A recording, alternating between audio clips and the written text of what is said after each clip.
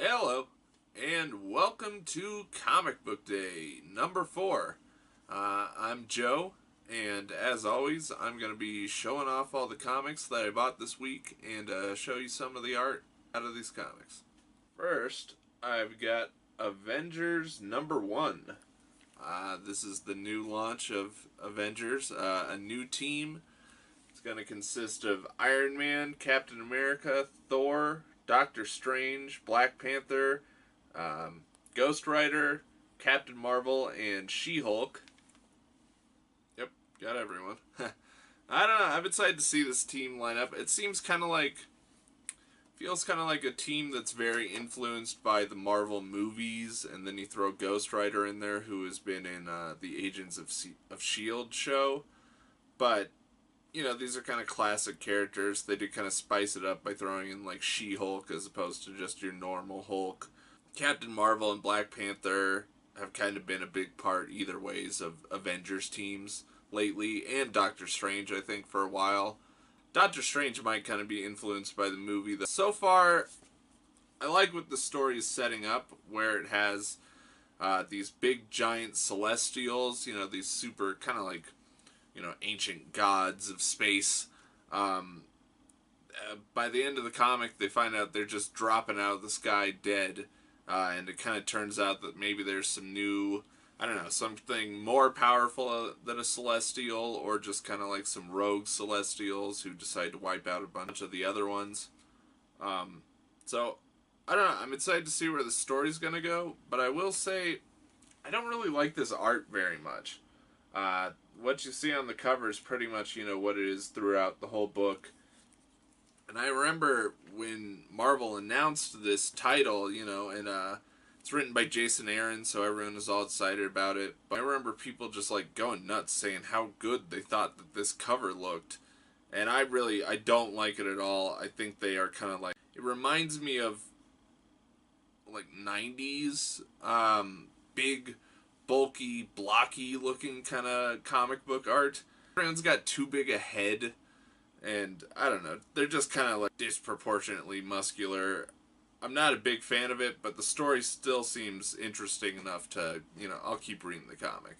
This is Walking Dead number 179, and this is a variant cover, which is very different from the normal Walking Dead covers at all. That's why I picked this one up. I don't know if this is a variant that sometimes Image does kind of, you know, across all their comics, they'll do a similar type of variant. For instance, when Walking Dead just had its, you know, kind of like anniversary or, I don't know, birthday, whatever, they had a Walking Dead variant covers throughout all their comics. And so maybe this is just a variant that's off of some, you know, something that's happening across all of Image's titles.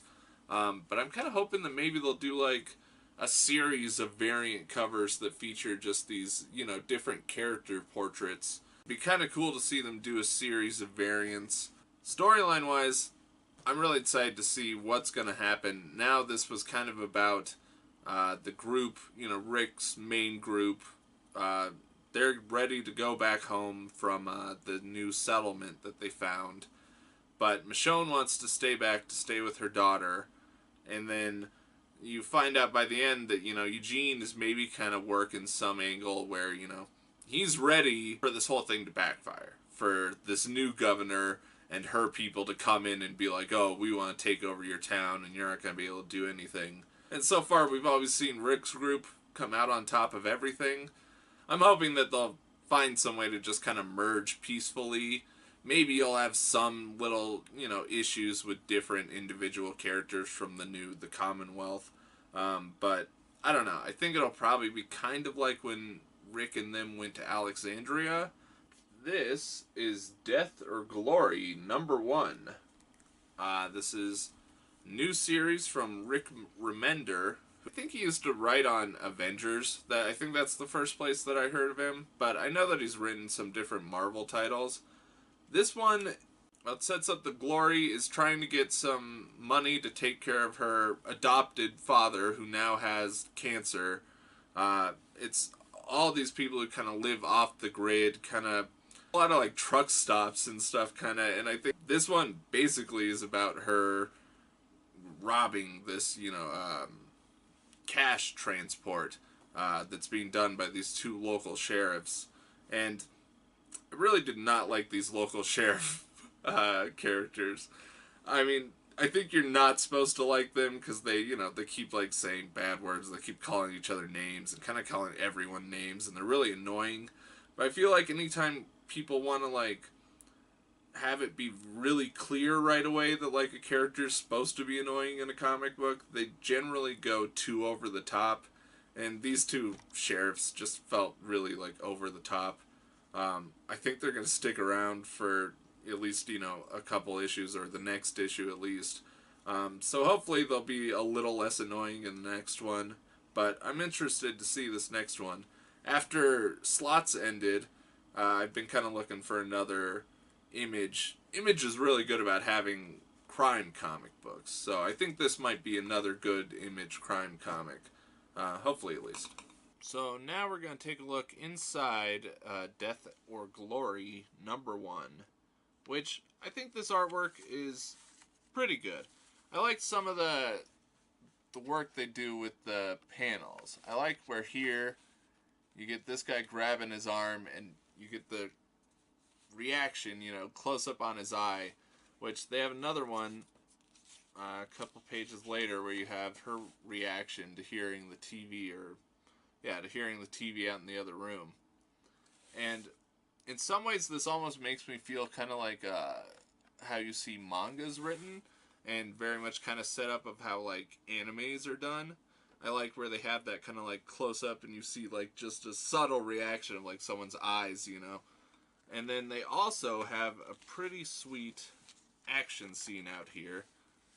This is when she's robbing the sheriffs. And they do a pretty cool setup. She's got this car that she has all souped up, so she's kind of using that to go after them. But, here's again another close-up reaction. And they do a lot of work with the eyes. That's how they're really showing reactions to these people. And I like that. I think it's kind of this added, it's a little bit cinematic, it's a little, like I said, a little kind of like a manga or an anime, and so yeah, I kind of like when you see people kind of use different influences. You also kind of get a lot of like tears on people, at least on our main character, Glory. She tears up a couple times, which, it's kind of that, it's over the top a little bit, but it's nice to see. It's not a normal American comic book style, so I like seeing people use influences, from other art styles.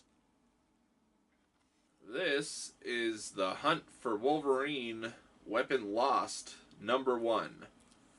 This is actually a little mini-series. I thought this was going to be like a one-shot kind of idea, so at first I wasn't that excited about it.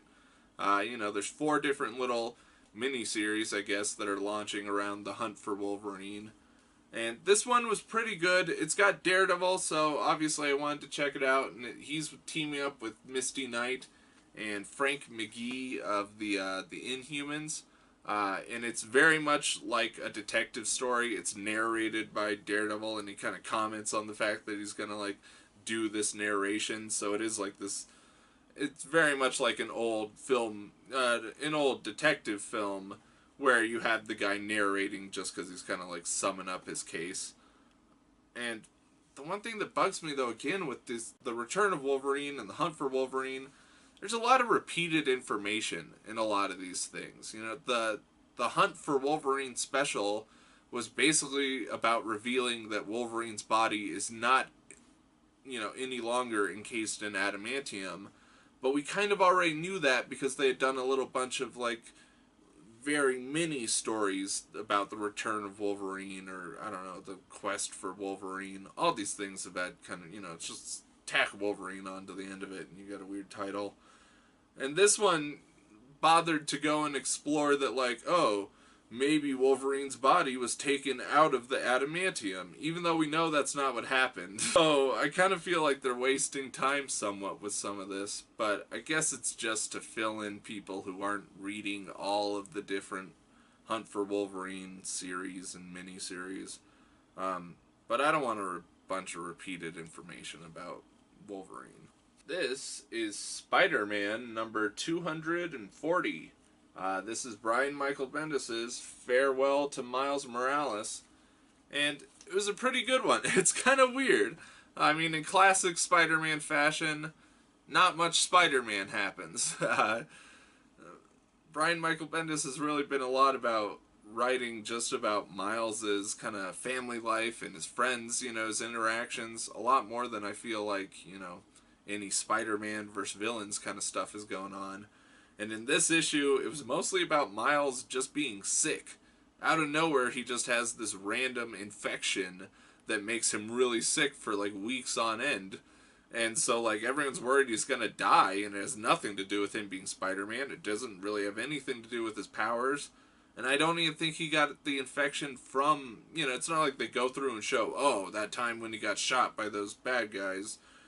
That's not where he got the infection from. It's just something that happened to him, like it could happen to anyone. But you do spend a lot of time with, like, his friends and his family and him reflecting on different things. They kind of set up some different stuff. Maybe some stuff with his Uncle Aaron is going to set up into, I don't know, whatever's going to happen with Miles Morales now that Brian Michael Bendis is gone. I think somehow his Uncle Aaron will still play into that. And so, I don't know. I've heard that they're going to shift Miles Morales to become more of a spy character. And I hope that they at least still keep him as Spider-Man, even if they're doing some kind of weird spy stuff. I don't know. It might be kind of cool if they do weird spy stuff with Miles Morales. I'm usually not that interested in that with comic books, but I've always been kind of interested in, like, S.H.I.E.L.D. kind of stuff. So if it's anything kind of like those old, like, Nick Fury, Agent of S.H.I.E.L.D. type comics, that would be kind of cool to see. This is DC Nation number 0. Apparently DC Nation is kind of like DC's answer to Image Plus. It's going to be kind of like a previews magazine, it seems like, for, just for DC, though. And this has, like, 3 little stories in it that are from 3 different series completely. You get a little story about the Joker waiting for an invitation to Batman and Catwoman's wedding. You get a story about Clark Kent. Kind of about Clark Kent. Kind of catches up what's been going on. You know that, like, now Lois Lane has quit the Daily Planet, and Clark Kent is all conflicted about that. There's some new girl who wants to come in and take over the Daily Planet. I don't know. They make that seem really evil, but I mean, I don't know who's backing her. She's got some secret guy backing her. And they set up Justice League No Justice, which I have no interest in, really. I mean, it's 4 different weird Justice League teams. Wonder Woman's team seems really interesting. It's like Team Wonder, and it's her and Zatanna and Etrigan the Demon, who I love, and Dr. Fate, and it's like a team that's all based around magic. But otherwise, it's kind of like now the Justice League has to team up with supervillains because there's such a horrible threat coming, and this same threat is kind of giant space gods. It's kind of the same idea as the Celestials that Marvel has going on. So I don't know if these 2 just coincidentally came up with these stories, or, it's just one of those kind of, they heard that was going on at Marvel, or Marvel heard about what DC was doing and was like, oh, that's a cool idea, so they wanted to do their own versions. But I don't know. With DC copying so much different Marvel stuff right now, with all their new comic book, the Terrifics and Damage and all these different comics, it's kind of hard not to feel like maybe they are just copying each other right now. But that might get kind of interesting, I mean, maybe DC's big super space gods will be more interesting than Marvel's. Who knows? This is Curse of Brimstone number 2. And I've got to say, I did not enjoy this. I liked the first issue pretty well. It didn't really set up much, just the basic story. But now in this issue, I found the characters to be pretty annoying. The main character and his sister are, they're the main focus of this comic, at least this issue. There's a lot of annoying stuff that's just kind of around. There's this mysterious, demon guy from the first issue who wears this weird mask. And he keeps referring to the Home Office, which I guess is hell or something. But I hate when people use, like, the home office. You know, it's such a lame, like, just come up with a cool name for your, you know, for your evil world or wherever these guys are from. Come up with a cool name. Come up with something better than the home office. That's not scary sounding. And you know it's not good because the movie Battlefield Earth also used that. And that is a horrible movie. But yeah, I had a hard time even finishing this comic. I'm definitely not going to be picking up the second issue. And so far, the Terrifics is the only one of these new Age of Heroes from DC that I have found to be even remotely tolerable. Curse of Brimstone had promise because it didn't seem like... I mean, I don't know what Marvel comic this might be ripping off. Maybe it is, you know, a little more obscure comic that they kind of copied, but there's not much going on really in this comic, and it's just not very well written. It's very simple, basic writing, and yeah, just not for me. This is Batman Creature of the Night number 3. This actually came out 2 weeks ago, I think now, but unfortunately, neither of the comic book stores in my town had it. I guess it's not that popular of a comic, even though I think it is great. This is about... Basically, it's about what if Batman was brought to life by a little kid. It takes place in our world where, you know, Batman was a big famous TV show that was based off this famous comic. This issue now has caught up to when Batman the movie came out. You know, it's set in the past, and the creature of Batman is kind of starting to get a little darker. But I like this because it's this... I feel like I've seen almost every Batman story told. So many times you see, like, repeated Batman stories, or just, like, people come through and they kind of mess up the Batman character. They mess up some of the villains sometimes. You know, as much as I love Scott Snyder's run on Batman, some villains, the way he changed them, I really do not like. Especially with what he did to, like, Mr. Freeze, and kind of questioning whether or not him and his wife ever really had a good relationship. Or I'm pretty sure I read one thing where it was that Mr. Freeze was not even married to his wife, and he just was obsessed with this woman who was sick, and then Bruce Wayne revealed that, hey, I know what you're doing, Mr. Freeze, and that's how Mr. Freeze got his powers. None of that sounds good to me. But I really like weird Elseworld stories of Batman. You know, this is it's not the normal Batman.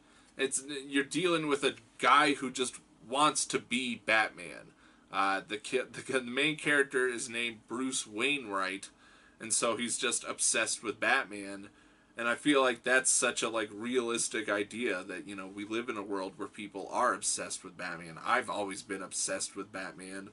And so I like where it's, like, exploring what does being obsessed with Batman, how does that impact people? And I feel like a lot of my, like, early morals and my sense of justice was framed around being a Batman fan.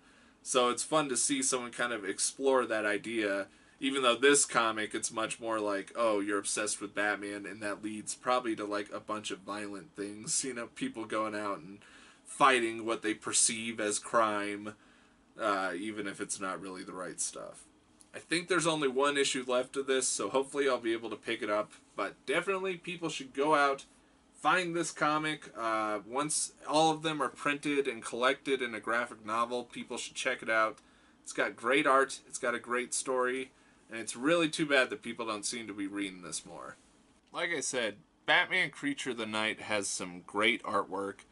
I love these covers always.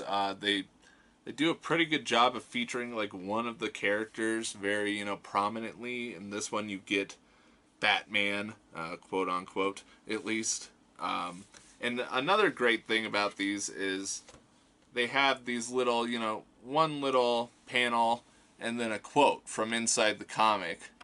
And it does a good job of kind of setting the mood of the comic. The Dark Knight Returns, the Master Race also had a similar thing on their back covers. And I think DC's kind of like more put together, little artier books have them. I'm pretty sure one of their Dead Man series also had that. But I love this artwork. They do a good job of kind of incorporating kind of famous Batman artwork. You know, this is based off like an old comic. And then here you see the old comic. Because like I said, this is a Batman story that takes place in a world where Batman is a popular fictional character. There you can see the Batman movie poster. And there's that comic book cover from that. And then also Bruce Wainwright has the red William Shakespeare bust, like Adam West. And then here you have a shot of Batman tearing apart a criminal. This is a very violent Batman, and, you know, he's basically a monster. You know, there's a reason it's called Creature of the Night. I was watching something talking about Mothman, and it reminded me very similar. You know, he's a bat monster, kind of demon-y man hybrid. But it does really good setups with the panels. I like the way that the characters are drawn. It's a very dark and kind of gloomy drawing style, I guess I would say. And then it's also, you know, a very dark, gloomy story. But I think it's great. I really hope that people check this out and that this has some kind of longer, you know, a longer lifespan than just when it's on the shelves, because I think this is a great story. I think part of the problem could be that it came out at the same time as Batman White Knight, and that was kind of a more sensational story where it's like, oh, the Joker is now reformed and going after Batman. And then, you know, while this came out and it's just like kind of a smaller, you know, here's a boy who has a very similar life to Batman, and so he's obsessed with Batman. But the idea that you could manifest Batman into this, you know, bad, violent creature in all reality, I think that's a very interesting idea. And like I said, I love this comic. Alright, so that's everything I bought this week. Thanks for watching, and as always, go through, hit the like button, subscribe to the channel if you like it, and leave a comment. Tell me what you're reading. Tell me what you think I should be reading. Tell me if I'm wrong and this Avengers art is actually great. And I don't know, have horrible memories of bad 90s comics. I mean, definitely this is better written than a lot of, you know, comics with bad artwork either ways. So, and make sure to come back next week, because I'll have a whole nother stack of comics. Thanks.